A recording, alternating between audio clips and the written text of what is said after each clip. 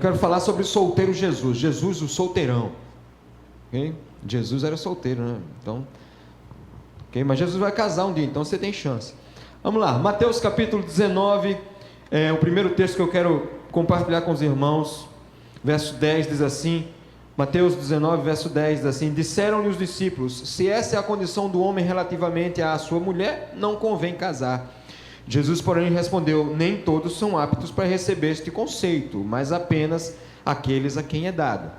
Verso 12: porque há eunucos de nascença, há outros a quem os homens fizeram tais, e há outros que a si mesmos se fizeram eunucos por causa do reino dos céus. Quem é apto para admitir, que admita. E o segundo texto que eu quero compartilhar com os irmãos está lá em Lucas capítulo 22. Abra aí então Lucas 22, versículo 28.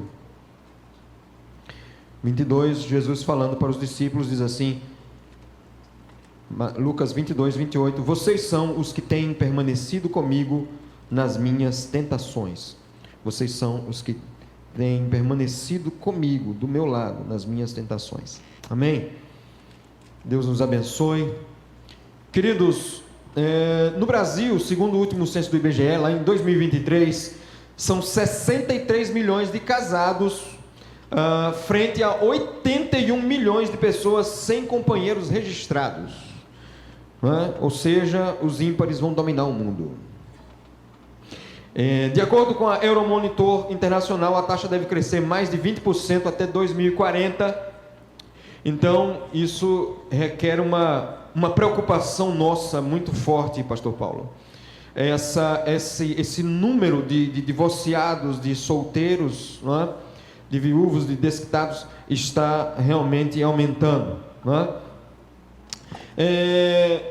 E se você juntar solteiros, viúvos, divorciados, você vai encontrar alguns desafios comuns dessas pessoas, né? O jornal Gazeta do Povo, ele uniu alguns desafios comuns. Ele disse o seguinte: primeiro, que muitas pessoas nessa maneira, nessa faixa, neste caminho, eles começam a fazer isolamento social, ou seja, a falta de um companheiro, a perda de um cônjuge, leva então as pessoas a se isolarem, muitas vezes isolamento social, com risco de perder até contato com amigos e familiares.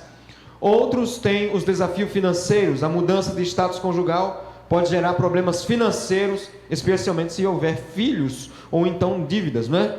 Não sei se você sabe aquela história que um homem chegou para poder, aliás, um homem chegou sim para comprar uma boneca para a filha e perguntou assim: eu queria uma boneca. Ele disse assim: nós temos aqui a Barbie, né? E a Barbie é R$50 e a Barbie divorciada é R$300. E aí eles: uau, que diferença, né? Tá bom, mas e qual é a diferença entre a Barbie e a Barbie divorciada, né? Ele disse: não, mas aqui a Barbie, ela só vem ela. A Barbie divorciada, ela traz tudo do Ken, é apartamento, é carro, é tudo. Tudo que era do Ken passa para ela. Às vezes a gente então tem esses desafios financeiros quando a pessoa se torna solteira, ou então quando divorcia, ou então quando fica viúva. Adaptação também à nova rotina, a mudança de rotina pode ser desafiadora, exigindo adaptações e novas habilidades para lidar com as responsabilidades do dia a dia. Então, é uma nova rotina que começa a acontecer, não é? A pessoa não estava acostumada à viuvez, e aí uma nova rotina, não é? Uma nova adaptação. Também, muitos desses viúvos, divorciados e solteiros, às vezes eles têm o receio de cair nas mãos erradas, ou nas mãos erradas de novo. Então eles tiveram experiências ruins, e aí eles têm medo não, eu prefiro ficar solteiro, né? Antes só do que mal acompanhado. E também esses solteiros, divorciados e viúvos, eles também podem ter problemas de saúde emocional e psicológica, não é? A solidão e a falta de apoio social, e o despreparo de muitos grupos na sociedade, incluindo comunidades religiosas, incluindo igrejas, que muitas vezes nós não estamos preparados, não é? Para lidar com essas pessoas, com essa demanda, ok? Pode gerar problemas de saúde. Por exemplo, a revista Veja Online, ela disse que o estado civil pode influenciar, então, nos sintomas da depressão. Eles pesquisaram entre 20 mil indivíduos de vários países, Estados Unidos, né, Reino Unido, Coreia do Sul, então no Ocidente e no Oriente. Eles acompanharam num período de 4 a 18 anos e foi observado que pessoas não casadas apresentavam um risco até 80% maior de desenvolver sintomas, né, de depressão ou de ansiedade por causa do isolamento.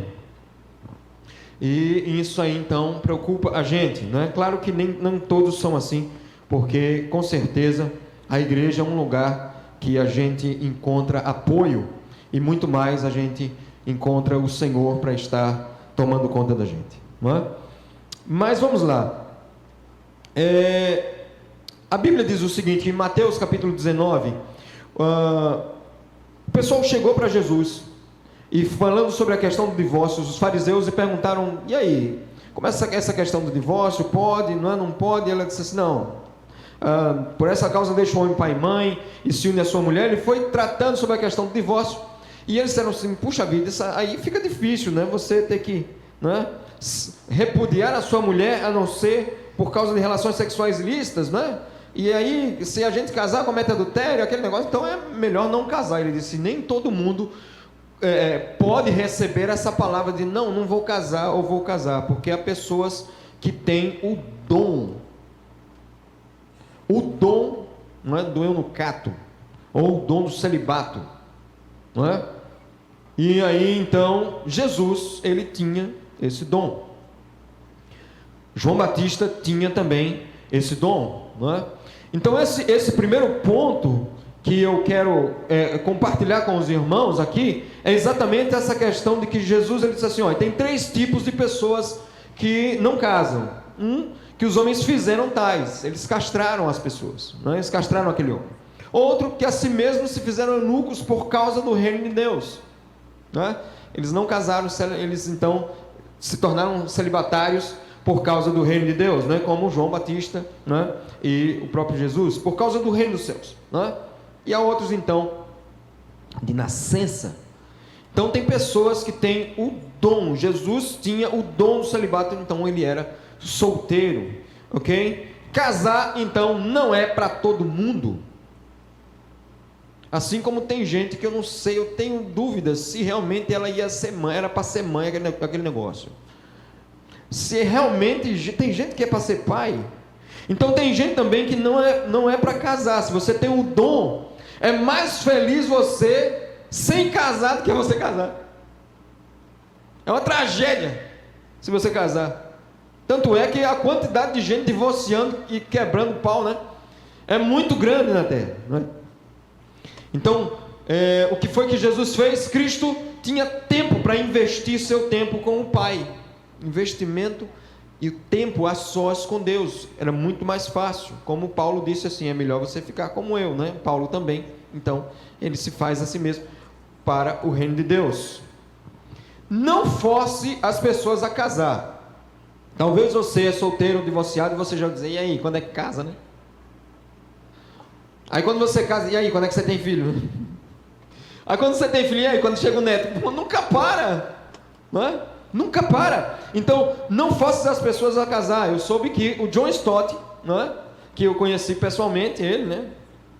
Conheci pessoalmente o John Stott. Ele viveu 50 anos muito bem solteiro. E ele dizia assim, eu vivo solteiro para a glória de Deus. E faríamos mal se casasse o John Stott, não é? O casamento, então, se você é chamado para o reino de Deus, exclusivamente para a obra, então se você casar, você vai atrapalhar a missão e a obra de Deus em você. Que negócio incrível, não é? E aí talvez tenha alguns dizendo assim, está amarrado, Satanás sai fora, eu não aceito esse negócio, não é? Jesus então, ele tinha um objetivo, ele veio buscar e salvar o que se havia perdido, ok? Isso não, eu vim, não é?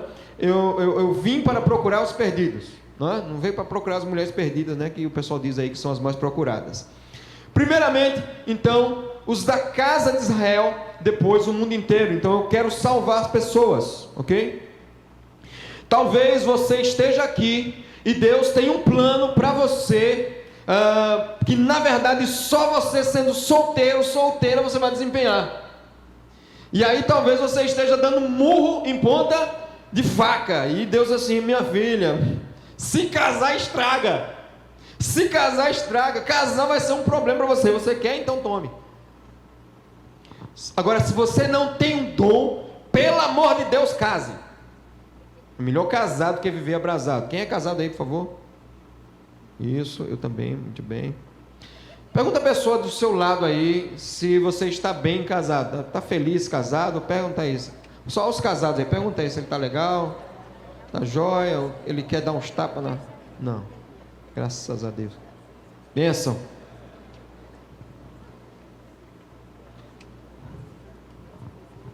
Mas a pergunta que eu fiz no começo é: se você é solteiro, pode ser solteiro novo, né? 20, né? 18, ou pode ter também 35, 40, né?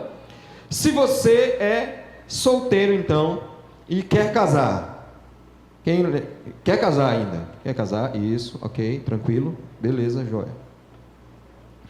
Não tenha pressa em se casar, ok? Não tenha pressa em se casar. Quando Deus chegou para Adão, e Adão viu lá o gato com a gata, ou não, o cachorro com a cachorrinha, não, o macaco com a macaca, todo mundo certinho lá, joia. E aí Deus disse assim: rapaz, não é bom que o homem esteja só, o negócio vai ficar, né? Não vai dar certo esse negócio, né? Já sei o que eu vou fazer. Adão, vem aqui. E ele deu então um sono profundo a Adão. Um sono profundo a Adão. E da costela de Adão então tirou a companheira, né? Se tirou da costela, e a beleza toda, imagina se fosse do filé, né, não, Paulo? Coisa linda, formidável. E aí então ele tira, reacorda o cara, e Adão olha assim, rapaz, que é isso? Que bênção o Senhor fez, né? Essa agora é osso dos meus ossos, carne da minha carne, né? E aí, esse então deixará o homem pai e mãe e se unirá a sua mulher, né? Serão uma só carne. Veja só, tem dois princípios aí para você que quer casar. Primeiro, Deus disse assim: Adão, vem aqui, eu vou dar um descanso para você. Descanse, meu amigo. Já basta de você ficar atirando para todo lado. É o que? É parque de diversões que você fica atirando? É nessa. Deus é essa. Está doido, bicho? Você, meu irmão, você tem que parar e descansar em Deus. Você pode repetir? Eu vou. Vai lá, todo mundo, vamos lá. Eu vou descansar em Deus. Isso. E aí o pessoal também solteiro, né? O pessoal, todo mundo espera, descansa em Deus, joia. Resultado: se você não descansar em Deus, é um problema. Então descansou em Deus. Segundo princípio que Deus deu para você, lá no Gênesis, Deus vai tirar o seu cônjuge do próprio corpo do segundo Adão. Deus vai tirar do corpo, não é de fora. Gato é com gata, ok? Ovelha não, né? Ovelha não casa com gato, gato não casa com ovelha. Já viu esse negócio? Né? Você já viu porco, pelo amor de Deus, cruzar com ovelha? Não, mas tem gente que quer, não é? Ovelha com carneiro. Você foi escolhida como carneiro, como ovelha, você foi, então você vai ter alguém do próprio corpo, dessa vez não é do primeiro Adão, mas é do segundo Adão que Deus vai tirar. Não entra nessa não, meu amigo. Teve uma moça, depois que eu dei uma palestra lá na Igreja Batista, lá em Estância, uma moça chegou, né, eu falando sobre isso, e ela disse assim: eu comecei a namorar com um rapaz que não era cristão. Eu disse assim: e aí, o que aconteceu? Ela disse assim: ele acabou comigo. Eu disse: foi? Ela disse: foi. Eu disse: por que ele acabou? Ele disse: porque ele chegou para mim e disse assim: nós vamos terminar, porque os nossos mundos são diferentes. Os nossos mundos são diferentes. Aí eu disse assim para ela, olhei para ela assim e disse assim: você é uma vergonha.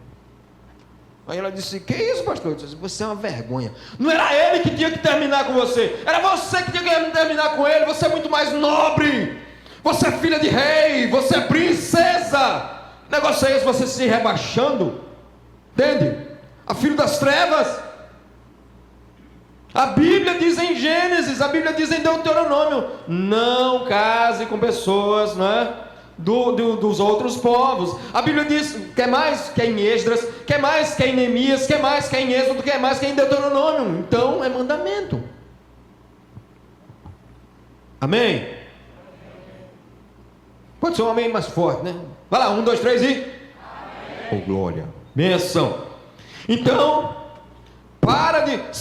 Mas sabe por que você fica procurando e atirando em todo mundo? Sabe por quê? Porque você está com a gasolina muito pouca no seu tanque. Aí qualquer posto que chegar diz assim: rapaz, a gasolina já está acabando.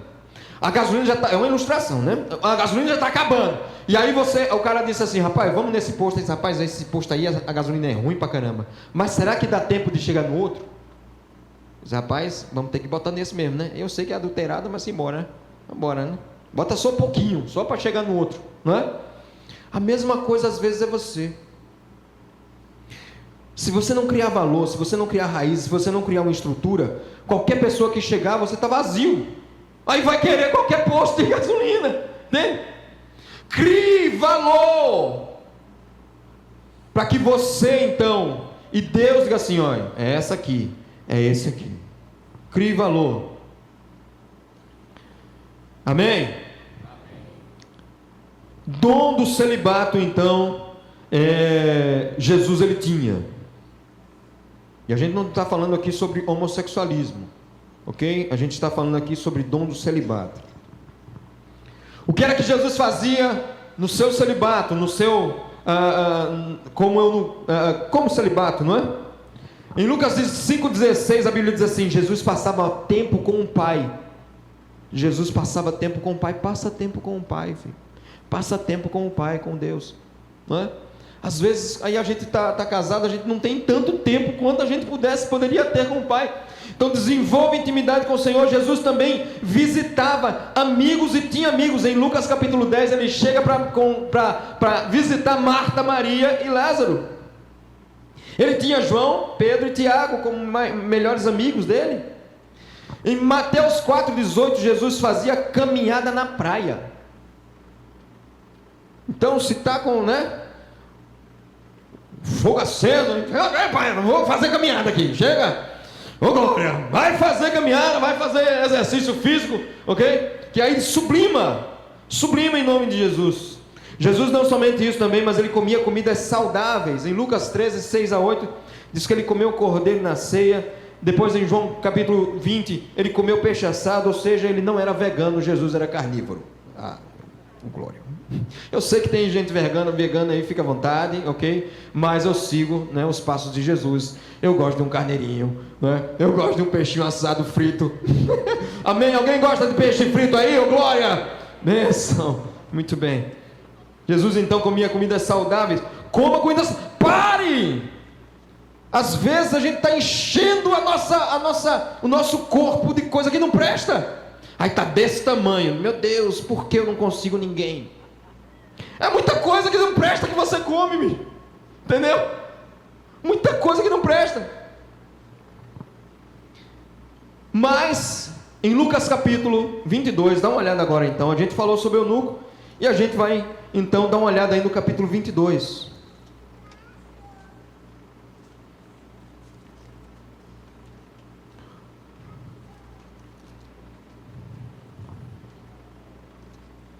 Lucas capítulo 22,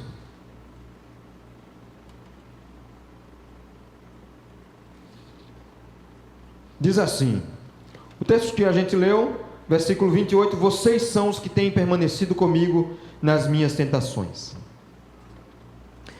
E aí então depois, no capítulo, verso 39, 22, 39 diz assim, e saindo como foi de costume para o Monte das Oliveiras, e os discípulos o acompanharam. Chegando ao lugar escolhido, Jesus lhe disse, orem para que não entrem em tentação. Orem para que não entrem em tentação.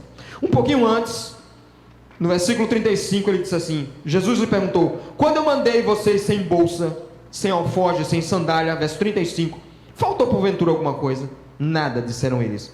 Então Jesus disse, agora porém, quem tem bolsa, tome-a, como também o alfoge, e o que não tem espada, venda a sua capa e compre uma. Verso 38, então lhe disseram: Senhor, eis aqui 2 espadas. Respondeu-lhes: isso basta. Jesus então ele diz assim: olha, agora vai ser luta, ok? Por vocês mesmos, que eu posso convidar um batalhão de anjos e posso, né, muito bem estar aqui, né, tranquilo, eu sou Deus. Mas como solteiro, você precisa estar ao lado de quem está disposto a lutar ao seu lado. Você precisa estar disposto ao lado de quem está disposto a lutar por você e você por ele. Jesus lutou, a Bíblia diz assim, amou-os até o fim. Disse assim: agora eu quero ver vocês vão me defender? Você tem alguém que está disposto a lutar por você nas horas mais difíceis?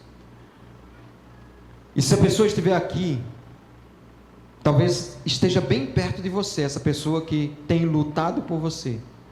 Eu queria que a gente ficasse em pé aqui, por favor. Todo mundo aqui.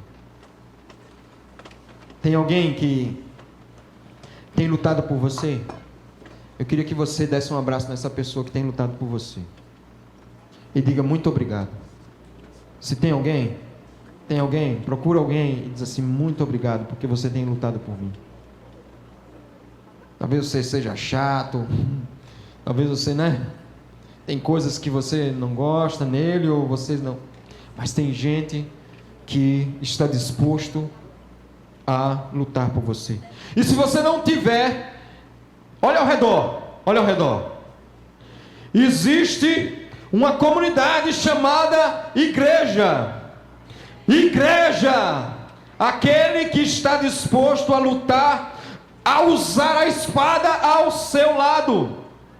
Então eu queria que você abraçasse agora outras pessoas, talvez até que você não conheça, e diga assim: eu estou disposto a lutar do seu lado, eu estou disposto a lutar por você. Tem coragem de fazer isso? Eu estou disposto a lutar por você, eu estou disposto ao seu lado. Aleluia! Pode contar comigo, Ana Ruth, pode contar comigo, ímpares, ou, não é? Unidos em Cristo. Pastor Paulo, pode contar comigo, em nome de Jesus, pode contar.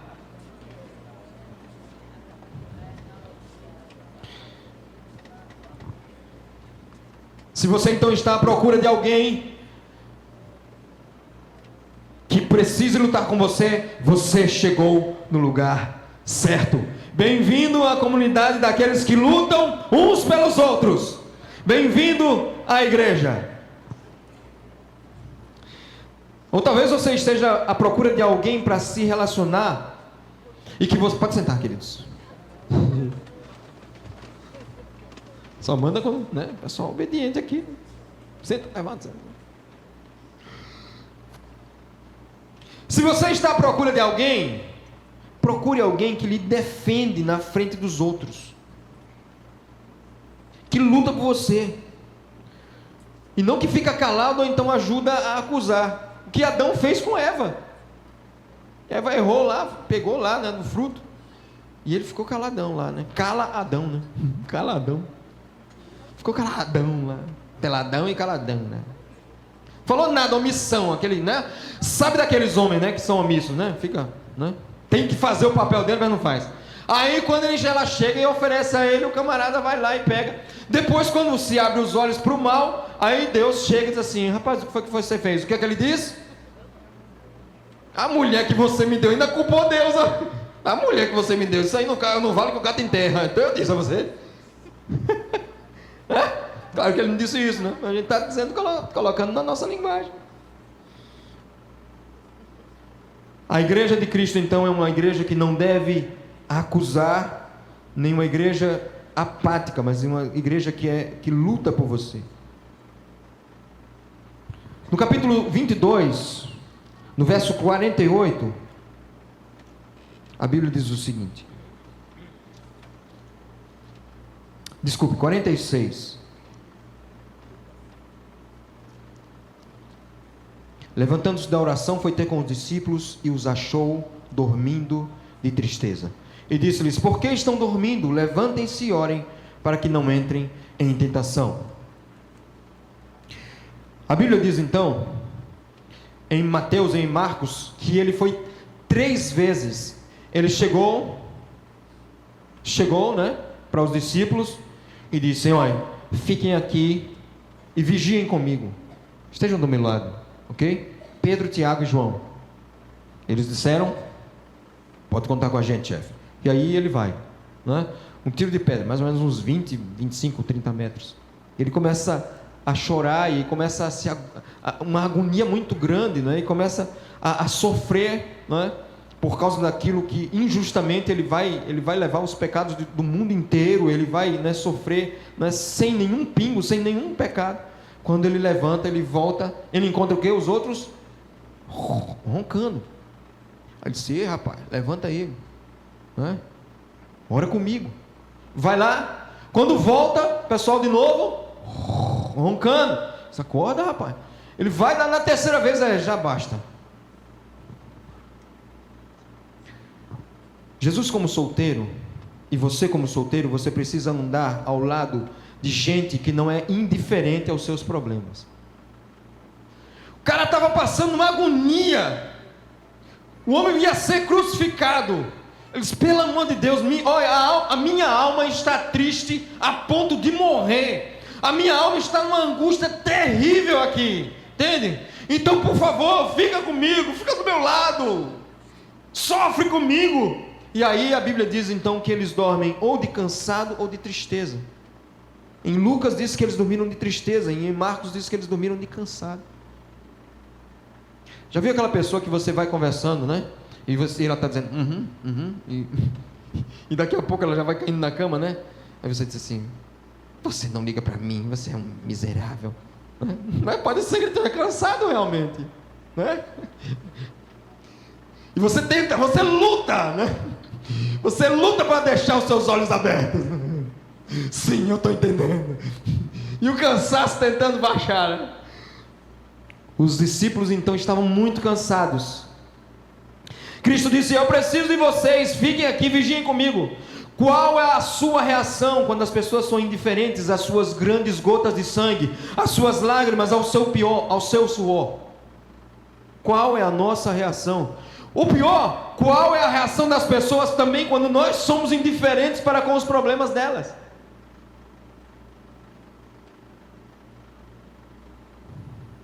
Qual é a nossa reação quando você está muito importante, você tem um negócio importante para falar, e o cara no celular, bicho, sim, estou vendo. Ele está vendo mesmo os rios, né? Está vendo os stories, está vendo?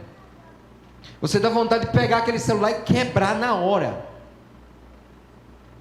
Você liga para o miserável e você manda mensagem: atenda esse celular, pelo amor de Deus.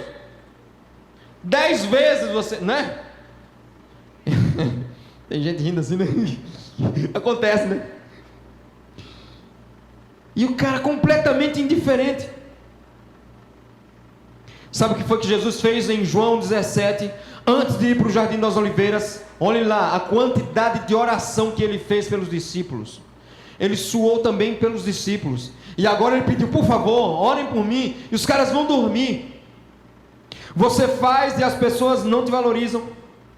É como as mães, né? As mães têm uma frase: mães, por favor, só as mães. Levante as mãos, só as mães. Isso, digam comigo: vocês só vão me dar valor quando eu morrer. Alguma mãe já disse isso, não? Não disse, graças a Deus, já disse. Tem mães que assim, né? Só dá valor quando vocês só vão dar valor quando morrer. Mas a igreja não é um local de indiferença. O contrário de empatia é apatia. O contrário de apatia, empatia. O contrário de antipatia, simpatia. A igreja é um local que deve ser um local de empatia e simpatia. Empatia e simpatia. Porque ali você vai se identificar. Há uma canção então do Sérgio Pimenta que diz assim: só quem sofreu sabe avaliar quem sofreu, sabe se identificar, sabe ter o mesmo sentir. Só quem sofreu tem palavras de puro mel que transmitem todo o calor para quem precisa de amor. E Cristo sofreu e até a própria morte venceu, mostrando amor capaz de atender e de entender a todo homem. Uma criança chegou numa loja procurando então um cachorrinho para poder ele comprar. E ele olhou na vitrine e ele encontrou então um cachorrinho, gostou do cachorrinho, entrou com o pai. Ele disse assim: eu quero esse cachorrinho. E o dono olhou para o cachorrinho e disse assim: esse cachorrinho é bom, mas eu tenho outros cachorrinhos muito bons aqui, melhores. Mostrou todos os cachorrinhos. Quando voltou, ele disse: e aí, você vai escolher o qual? E aí o menino disse assim: eu quero escolher esse cachorrinho. E ele disse: mas filho, é o seguinte, é porque esse aí, você viu, né, que a patinha dele está quebrada, né? E aí o menino disse assim: eu sei. É porque eu acho que o cachorrinho, esse aí, ele ia me entender melhor. E quando ele levantou a perna dele também era quebrada. Bem-vindo ao aprisco de todas as ovelhas de pernas quebradas. Bem-vindo às pessoas que tiveram depressão. Alguém já teve depressão além de mim? Alguém já teve depressão aqui? Pode levantar a mão. Alguém já foi ansioso como eu? Alguém? Então todos nós temos uma parte do nosso corpo, ou então a parte da nossa alma quebrada. Bem-vindo ao aprisco das ovelhas de patas quebradas. Todos nós não podemos ser indiferentes uns aos outros. Nós somos então aqueles que olham e precisamos nos empatizar daqueles que estão sofrendo as mesmas coisas que eu. Sabe por quê? Porque frequentemente o seu sofrimento se torna o seu ministério. Deus não desperdiça sofrimento.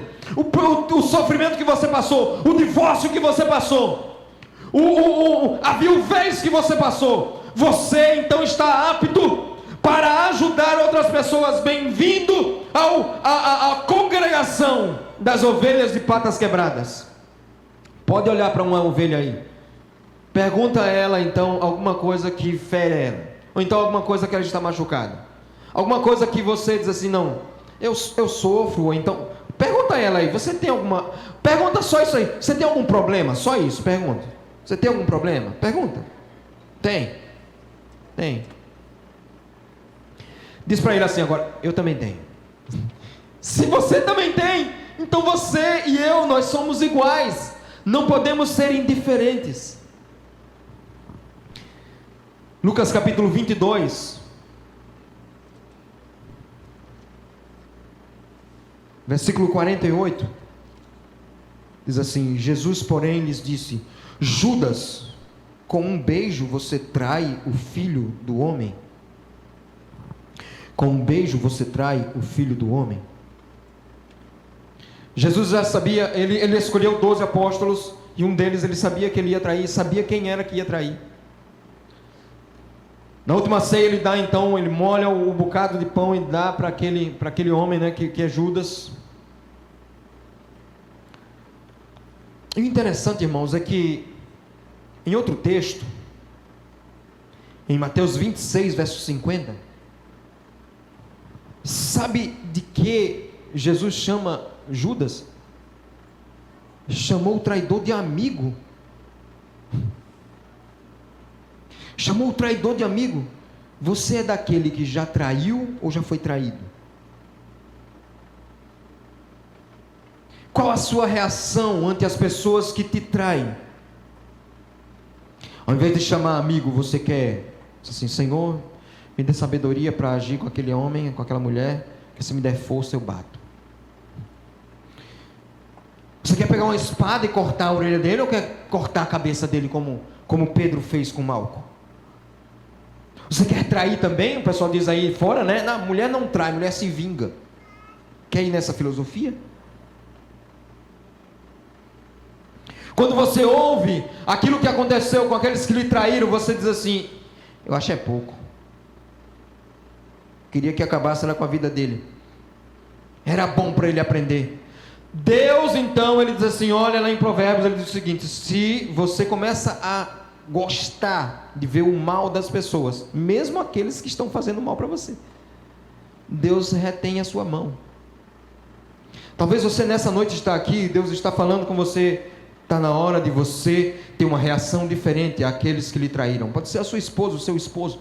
Pode ser a sua namorada, o seu namorado. Pode ser então o seu pai, o seu filho traiu, abandonou você. A reação de Jesus Cristo foi: Judas, com um beijo você trai o filho do homem. Judas, o que é que traz aqui, amigo?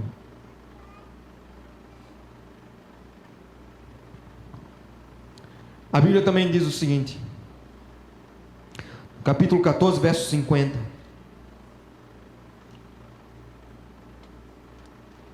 Lucas, aliás, 22, 54, desculpe. 22, 54 diz assim: então, prendendo-o, o levaram e o introduziram na casa do sumo sacerdote. Pedro seguia-o de longe. Em Marcos, capítulo 14, verso 50, e em Mateus também, diz que todos os discípulos fugiram. Todos os discípulos fugiram. Ferirei o pastor e as ovelhas se dispersarão. Uma promessa, uma profecia bíblica. E aí Jesus então agora se encontra só. Pedro corre, todos fogem. As espadas eles jogam.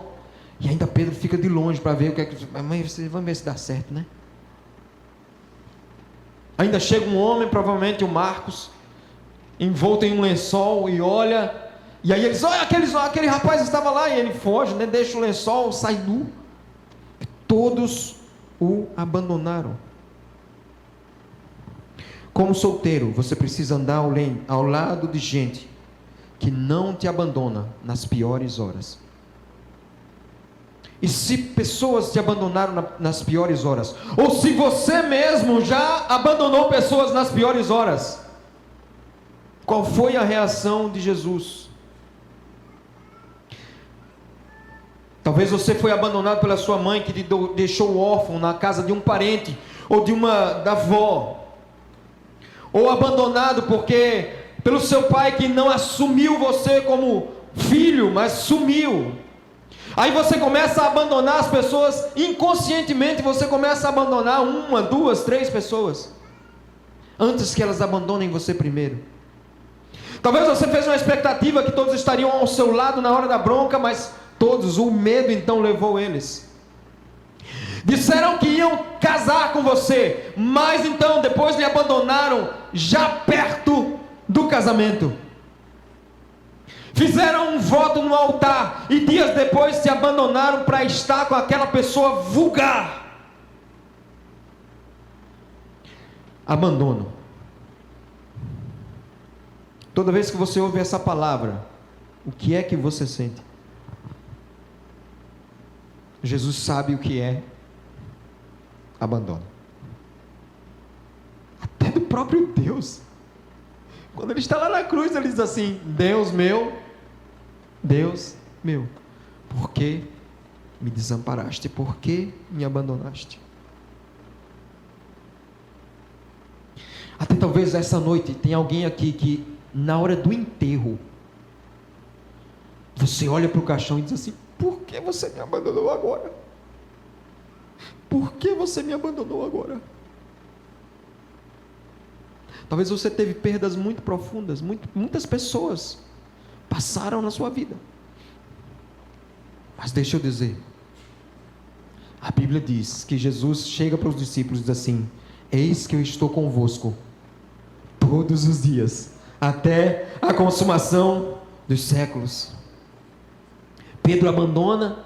Quantas vezes Pedro negou? 3 vezes. Aí Pedro está lá em João capítulo 20, cabeça baixa. Aí diz assim: rapaz, eu vou voltar a pescar. Aí os outros dizem: nós também vamos. Quando estão lá, não pescaram nada. Aí parece um homem. Eles olharam: filho, joga a rede do lado direito. Joga do lado direito. Tá bom. Quando jogaram, mas foram 153 grandes peixes, que a rede estava rompendo pelo caminho. Quando eles levantaram aqueles, eles disseram: Jesus! Pedro então pula e vai direto. Tchá, tchá, tchá. Quando ele chega, Jesus está sentado numa pedra, está ali sentado numa pedra, umas brasinhas, uns peixes, E Jesus está ali comendo, experimenta. E aquele que abandonou ele, Pedro, senta todo cabisbaixo do lado de Jesus. Jesus pega, né? Vamos imaginar, toma Pedro, come aí, é bom esse peixinho. Pedro envergonhado. A Bíblia diz que primeiro ele chorou amargamente. Em outras palavras, dizendo assim: eu abandonei o Senhor, eu neguei o Senhor, por favor me perdoe. Aí Jesus, ele diz assim: Pedro, você me ama? Aí Pedro diz assim: sim, Senhor, tu sabes que eu te amo. Apacenta os meus cordeiros. Tá bom. Segunda vez: Pedro, você me ama? Ele, sim, Senhor, tu sabes que eu te amo. No original é: tu sabes que eu gosto de ti, né? Apacenta as minhas ovelhas. Ok. E aí a terceira vez, Jesus olha bem fundo nos olhos dele e diz assim: Pedro, você me ama? Aí Pedro: meu Deus, eu neguei 3 vezes, ele está passando na minha cara, 3 vezes. Aí a Bíblia diz assim: Pedro ficou com o coração constrangido, dizendo: Senhor, tu sabes todas as coisas, tu sabes que eu te amo. E Jesus diz assim: apacenta os meus cordeiros. Em outras palavras, Jesus não quis passar na cara. Ele quis dizer o seguinte: para 3 vezes que me abandonou, para 3 vezes que você me negou, você está dizendo 3 vezes que me ama. E eu estou dizendo, estou perguntando a você: apagou para o Pai, para o Filho e para o Espírito Santo? Você me ama, você me ama, você me ama, entendeu? Você me ama 3 vezes. Não mais abandono, não mais negação, mas Jesus então apaga aquilo. E é assim que a gente deve, quando as pessoas são indiferentes com a gente, quando as pessoas abandonam a gente, é necessário que a gente tenha um coração e perguntar: você me ama? Então eu te amo também. Finalmente, querido, para terminar, como solteiro, Deus vai colocar pessoas ao seu lado para te dar força e te erguer.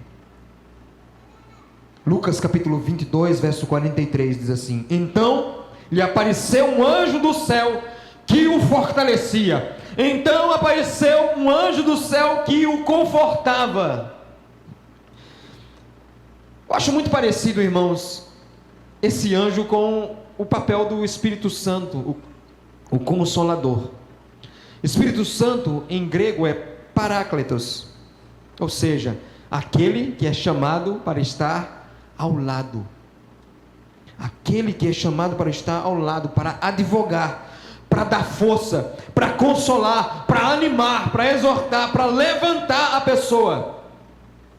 Por isso que Jesus disse assim: eu não vou deixar vocês órfãos, eu enviarei o Consolador, aquele que está ao seu lado, para levantar. E eu quero dizer algo, meus irmãos: se nós somos o corpo de Cristo, e nós temos os braços, e nós somos o corpo, e Jesus é o cabeça, então nada melhor do que usar os nossos braços para abraçar as pessoas, para levantar as pessoas, usar os nossos lábios para animar as pessoas, para encorajar, mas também para corrigir as pessoas, para corrigir com amor as pessoas. E pode ser também que você tenha um anjo do seu lado agora, que tem confortado você. Pode ser que tenham pessoas que estão do seu lado, quando você poderia chorar, e você assim: não, eu posso contar com essa pessoa, eu posso contar com essa pessoa. Eu queria que a gente pudesse então louvar ao Senhor nosso Deus com uma canção. E se você deseja oração, então, pastor Paulo, vem cá comigo, por favor, querido, a gente orar.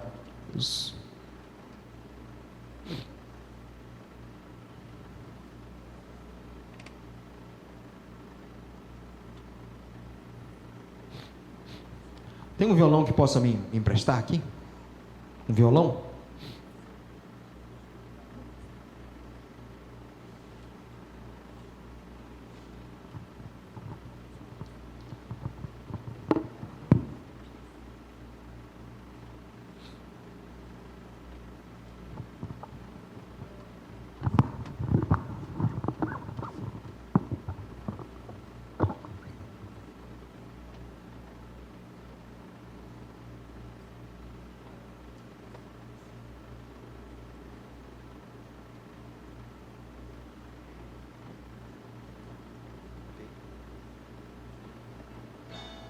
Lá vai aqui.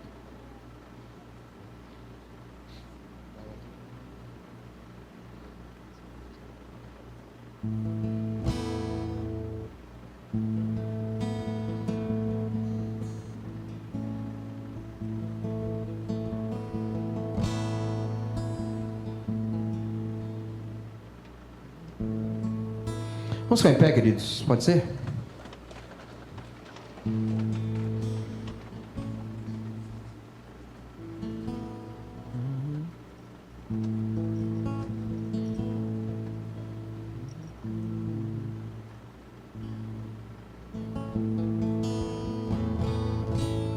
Se você precisa de oração, talvez você está se sentindo abandonado, traído, rejeitado. As pessoas estão indiferentes. Mas esse é um momento então para solteiros, adultos, divorciados, viúvos. Talvez você precise de oração. Enquanto a gente louva o Senhor nosso Deus, se você precisa de oração, vem até a frente. Eu já estou à frente, o pastor Paulo também, nós estamos à frente, porque precisamos de oração.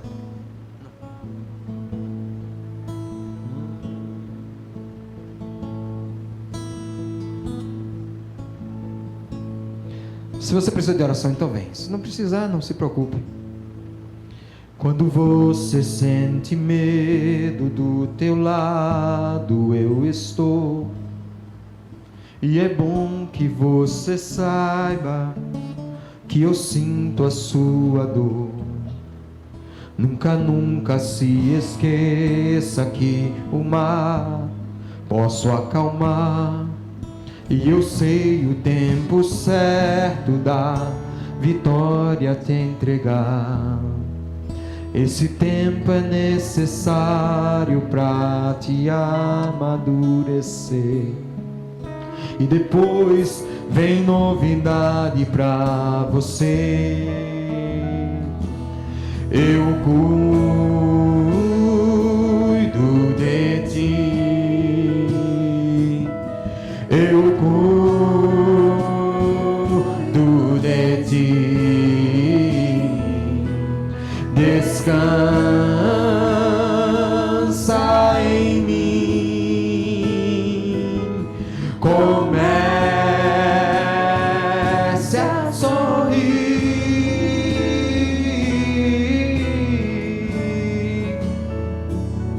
O que eu tenho é bem melhor, pois só eu sei do amanhã. Talvez você esteja passando problemas, então recebe. E Deus está nessa noite aqui para dizer: eu cuido de você na tua vida. E a igreja está aqui também. Cuido eu cuido de ti. Eu cuido de ti. Descansa em mim. Comece a sorrir.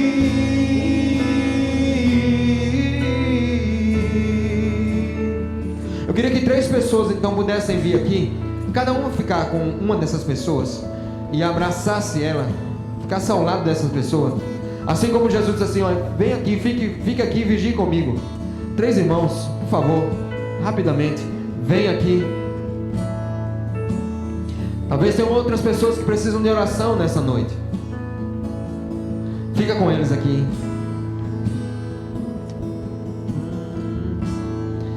Coloca do início essa canção, por favor, querido. Vamos cantar juntos? Dê a mão à pessoa que está do seu lado aí. Quando todos os meus medos já não cabem mais em mim, quando o céu está de bronze, parece que é o fim, quando o vento está revolto e o mar não quer se acalmar, quando as horas e o relógio se demoram a passar, muitas vezes não consigo os teus planos compreender, mas prefiro confiar sem entender. Chega mais perto dessa pessoa, chega mais perto. Eu creio em ti,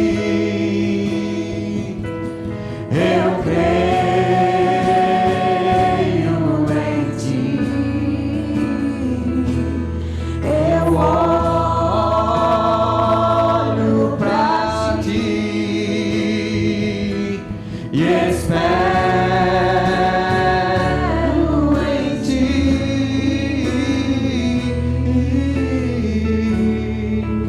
Feche os olhos agora. Pastor Paulo vai orar por você, em nome de Jesus.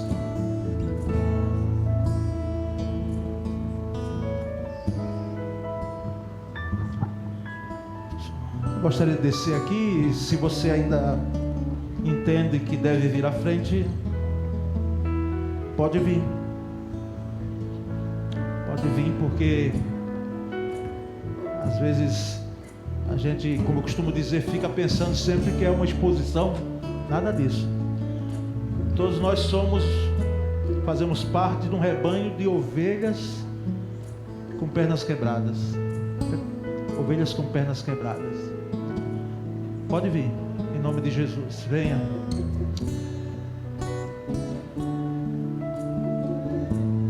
Muito obrigado, Senhor.